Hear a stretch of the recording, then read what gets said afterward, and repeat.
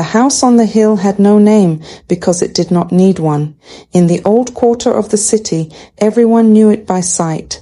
White limestone walls softened by age, tall arched windows veiled with sheer linen, and a garden that never shouted its wealth, only breathed it. The bougainvillea bloomed obediently each season, the koi pond remained undisturbed, and the iron gates opened only for those who belonged. Inside lived the Adeyemi family, old money, older dignity. Chief Adeyemi had built his fortune in shipping and later preserved it through land, quiet investments, and a reputation so unblemished that even his enemies spoke of him carefully. His wife, Morenike, came from a lineage of scholars and traditional custodians. Together they raised their daughters with the same philosophy they used to run their lives. Never rush, never explain unnecessarily, and never forget. The elder daughter, Adesewa, was calm in a way that unsettled people. She listened more than she spoke, remembered more than she revealed. Her beauty was subtle, long neck, thoughtful eyes, a smile that appeared only when it meant something. From childhood, she had been groomed as the natural heir, not announced, not declared, simply understood. The younger daughter, Zainab, was fire wrapped in silk, brilliant, charming, adored in social circles. Where Adesewa moved like a shadow, Zainab dazzled like noon sunlight. She learned early that attention could be shaped, redirected, harvested. Their parents loved them equally, but differently, and Zainab noticed. After their father's sudden death, the house changed its breathing. There was no public chaos. Mourning was dignified. Black lace controlled tears, carefully worded condolences. But inside the walls, silence grew thick. Morenike withdrew into prayer and routine, leaving the daughters to stand beside one another like twin pillars holding up a crumbling roof.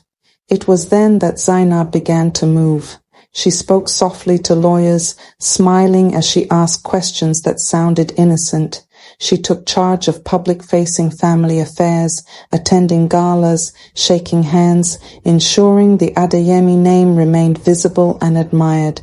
She suggested, always gently, that Adesewa was too introspective, too academic, too distant to lead.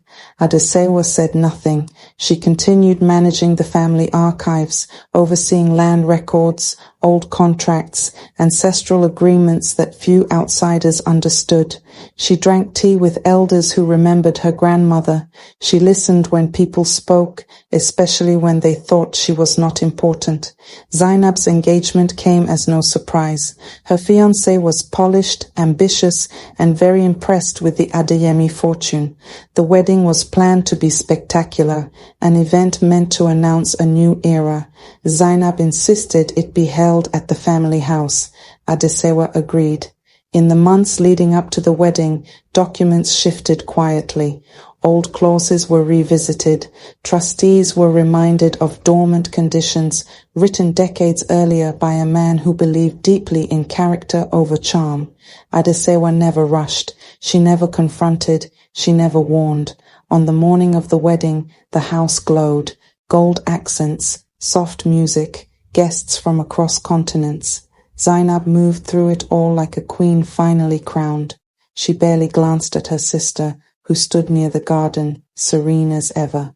During the reception, just before the speeches, the family lawyer rose. His tone was respectful, almost apologetic. He explained that Chief Adeyemi had left specific instructions regarding the control of family assets until certain conditions were met, conditions involving stewardship, marital agreements, and the preservation of lineage. The estate would remain under a single executor, Adesewa. There was no scandal, no raised voice, just a slow, dawning realization. Zainab's smile froze. Her fiancé's hand loosened from hers. Whispers spread, delicate but sharp. Nothing had been stolen. Nothing had been revoked. The truth had merely been revealed. Adesewa did not look at her sister. She did not need to. Weeks later, Zainab moved out, not in disgrace, but in discomfort. Invitations became fewer. People spoke to her with a new carefulness. her marriage strained under the weight of unmet expectations. Adesewa remained in the house, caring for their mother, managing the estate with the same quiet precision she always had. When asked about her sister, she spoke kindly. When wronged, she did not defend herself. She simply remembered. In the end, the revenge was not loud enough to be called revenge at all. It left no fingerprints, no broken glass. It restored balance without spectacle. And in that house on the hill, silence returned, not as absence, but as authority. Time did not heal the fracture between the sisters. It polished it. The Adeyemi house remained unchanged to the casual observer. The same gardeners arrived at dawn. The same bells rang softly at evening prayer. The same restrained elegance greeted visitors who still came, though fewer now arrived merely to admire. Those who came now came to ask advice, permission, alignment. Adesewa had grown into authority the way some people grow into old trees, without announcement, without haste, impossible to move once rooted. She never remodeled the house. She understood that power did not require renovation. Instead, she restored what had been neglected. Old ledgers rewritten in modern form, land boundaries quietly reaffirmed, partnerships pruned with courtesy but firmness. She spoke little at meetings, but when she did, people leaned forward. Her voice carried no threat, yet it left decisions settled. Morenike watched all this from her veranda, rosary beads slipping steadily through her fingers. She saw what her daughters had become, and she said nothing. Mothers in old families learn early when silence is the only inheritance that does not rot. Zainab, meanwhile, learned what it meant to be visible without being central. Her marriage survived technically. Her husband still wore tailored suits and still smiled at public events, but his laughter no longer reached his eyes. The fortune he had imagined managing remained frustratingly out of reach. Invitations arrived late or not at all.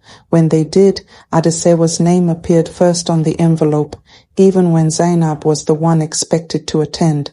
At first Zainab told herself it was temporary, then she told herself it was politics. Finally, she began to understand it was memory. People remembered who had listened, who had waited, who had not confused charm for stewardship. The true wound came quietly, the way all important wounds do. A development consortium announced plans to acquire a large tract of land on the city's outskirts, land long rumored to be tied to the Adeyemi estate. Zainab heard about it through a friend and rushed to confirm what she assumed was a mistake. Surely this was an opportunity. Surely this would involve her. She called Adesewa. It was the first time in years. Adesewa answered on the third ring, calm as ever. Yes, she said after listening. The land has already been leased, long-term, educational use. Zainab blinked. Leased? To whom? To a foundation, Adesewa replied. One father helped establish, one mother approves of. There was no accusation in her tone, no triumph, just fact. Zainab felt something then, not anger, not jealousy, but displacement. The realization that decisions were being made without her, not against her, that the world had simply adjusted. She tried another approach. She arrived at the house unannounced one afternoon, stepping through the gates that once opened instinctively for her. The guards greeted her respectfully, but they called ahead. That alone stung. Inside